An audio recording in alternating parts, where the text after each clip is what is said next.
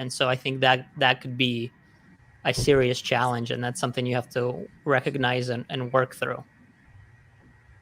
Agreed. Agreed. What do you think, I Gloria?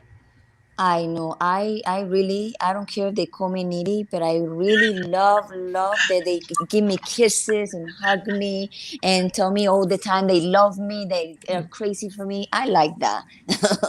I, I want that. I just want that. Yeah, so it just means Gloria's love languages. I think it's called signs of affection. I might butcher what Yeah. exactly they are, but I think that's one of them. Yeah, I agree. I think that is one too. And actually, Gloria, I'm like that too.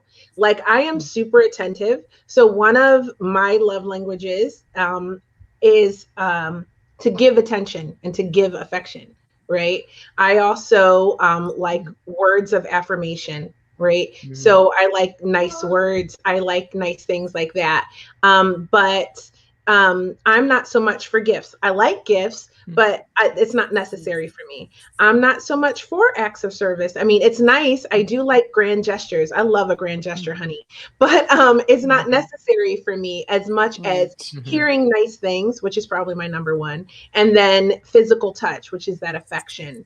And Mhm. typically, um like the last person I think that like my ex was the other way around. He was physical touch and then acts of service and then words of affection and affirmation was not as important to him. So I mean I think it varies for people, but when you Mhm. connect, if you discuss it, you have like a better chance at figuring out if you are well suited. Mhm. Mom. Oh, one Mhm. second. So, Yuri, what Mhm. did make you to do this podcast? What was your idea? What exactly say? Okay, I'm gonna do this. Yeah, that's a great question. I mean, I guess we have to blame Kia in the long run for that one. But to give you just a short backstory, basically, I was trying to have meaningful conversations and cut through the nuance on social media. And since the pandemic started, so since about March, and I just was getting nowhere. People seem to not be interested in having meaningful conversations, at least in a social media context. And then, I came across this guy, Brian Rose, who was talking about a podcasting course and how to have a way to broadcast yourself. And so I thought, well, this could be a great way to have those conversations that I was failing to have on social media. And so that's where the podcast came from. And then I took the course, and Kia, with the help of London Real, guided me through it. And now we're 30 episodes in. I'm so proud of you.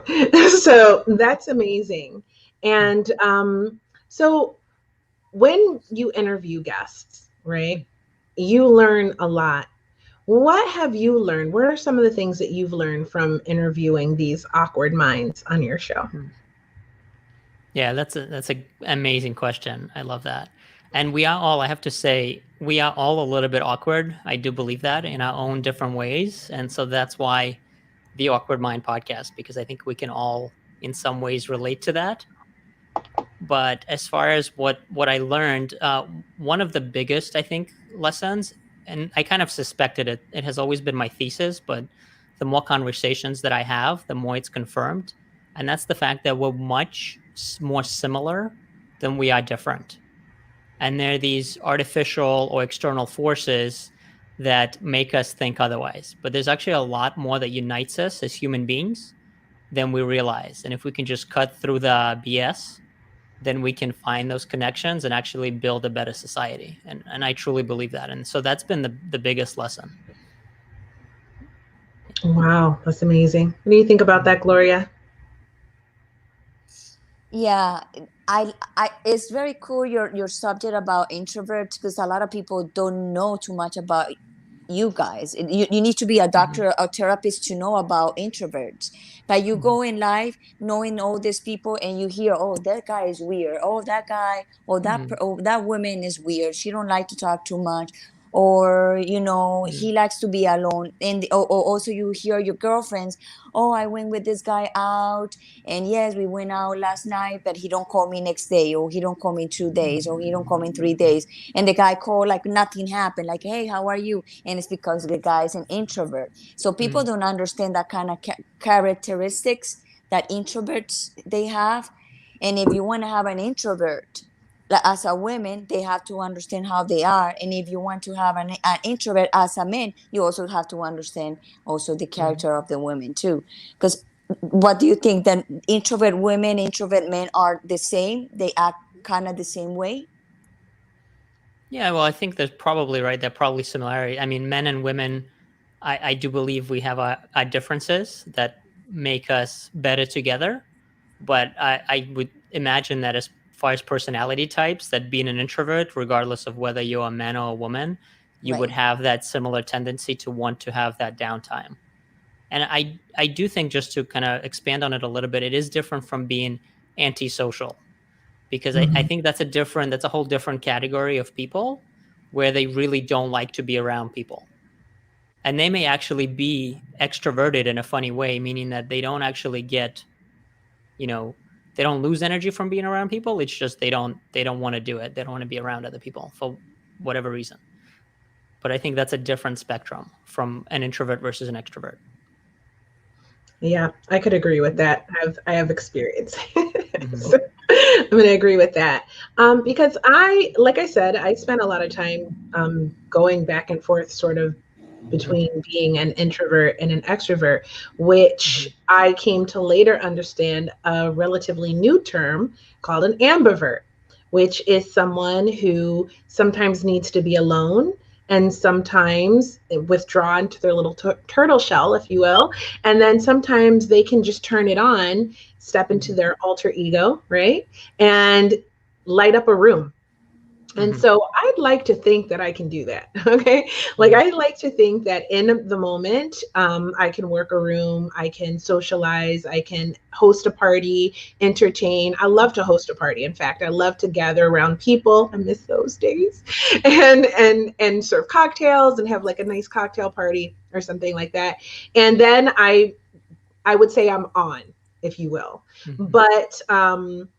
But there are also times where I just don't want to be around anybody and I just want to be alone and read a book or write or do some meditation. And I really just want to be alone. Really hard when you have kids, by the way. But there are times when it's just super necessary for me. So, in a way, I think that being, I guess, an introvert or being awkward can actually be a superpower.